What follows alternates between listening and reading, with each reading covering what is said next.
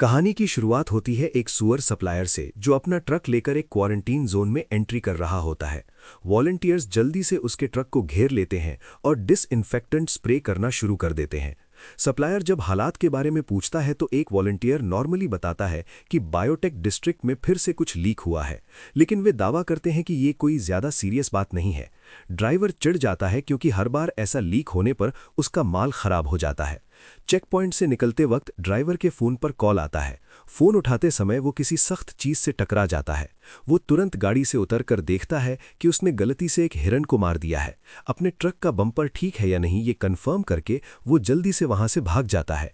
Driver के जाने के कुछ देर बाद ही वो हिरन हिलने लगता है और हैरान कर देने वाले तरीके से जिंदा हो जाता है, लेकिन उसकी आंखें बहुत ही अजीब और डरावनी थीं। इसके बाद सीन बदलता है। फंड मैनेजर साकू को अपने क्लाइंट के साथ शेयर मार्केट पर बात करते हुए दिखाया जाता है। न्यूज़ साइट स्क्रॉल करते समय उसे एक जलाशय में रहस्यमयी तरीके से मछलियों की मौत की खबर दिखती है। साकू तुरंत अपने असिस्टेंट किम को फ़ोन करता है। वो किम को एक केमिकल कंपनी के सारे शेयर बेच देने का ऑर्डर देता है। किम चिंता जताती है कि इससे मार्केट में बहुत बड़ा नुकसान हो सकता है, लेकिन साकू बिना कोई सवाल सुने उसे ऑर्डर मानने के लिए सख्ती से कह देता है। अपार्टमेंट की पार्किंग लॉट में साकू और उसकी एक्स वाइफ के बीच उनकी बेटी सुयन की कस्टडी को लेकर बहस हो जाती है।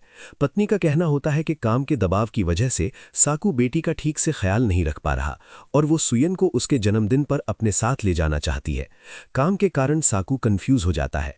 इसके बाद साकू अपने घर लौटता है, जहां वो अपनी मां और बेटी के साथ रहता है। साकू बेटी के कमरे में जाता है और देखता है कि सुयन छुपकर अपनी मां से बात कर रही है। वो अपनी मां के साथ ही जन्मदिन मनाना चाहती है। जैसे ही साकू लाइट जलाता है वो फोन रख देती है।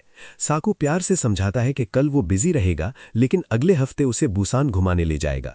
मगर सुयन उदास ही रहती है। उसका मन ठीक करने के लिए साकू उसे एक गिफ्ट देता है, लेकिन बाद में उसे याद आता है कि बिल्कुल वही गिफ्ट उसने पिछले साल भी दिया था।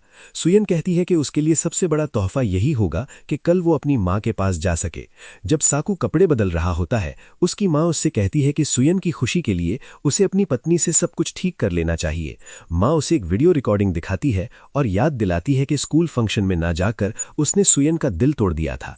साकू वीडियो देखता है और नोटिस करता है कि स्टेज पर सुयन बहुत उदास थी, यहां तक कि वो अपनी कविता की लाइनें ही भूल गई थी। बेटी का दर्द समझकर साकू फैसला करता है और बहुत सुबह सुयन को लेकर बुसान के लिए निकल पड़ता है। गाड़ी चलाते वक्त साकू उसे जिंदगी की सीख दे रहा होता है कि चाहे किसी काम में कितनी भी रुकावटें आएं, उसे मन लगाकर करना चाहिए। बातों बातों में वे बाल बाल एक ट्रक से टकराने से बच जाते हैं। जब वे रुकते हैं तो देखते हैं कि दमकल की कई गाड़ियां तेजी से निकल रही हैं और दूर एक बिल्डिंग में जोरदार आग लगी हुई है। कुछ देर बाद साकू और सुयन स्टेशन पहुंचते हैं और ट्रेन में चढ़ते हैं। यात्रियों को अपनी सीट लेने की घोषणा होती है। ड्राइवर अपने केबिन की तरफ जाता है और अटेंडेंट्स चेक करते हैं कि सारी तैयारी ठीक है या नहीं। ट्रेन के अंदर एक बेसबॉल टीम का कैप्टन अपनी टीम को मोटिवेट कर रहा होता है और उनकी चीयर लीडर भी वहां आ जाती है। सब बड़े जोश के साथ उसके पास जाकर बैठते हैं। चीयर लीडर लड़की अपने क्रश यंग बुक के पास जाकर बैठती है।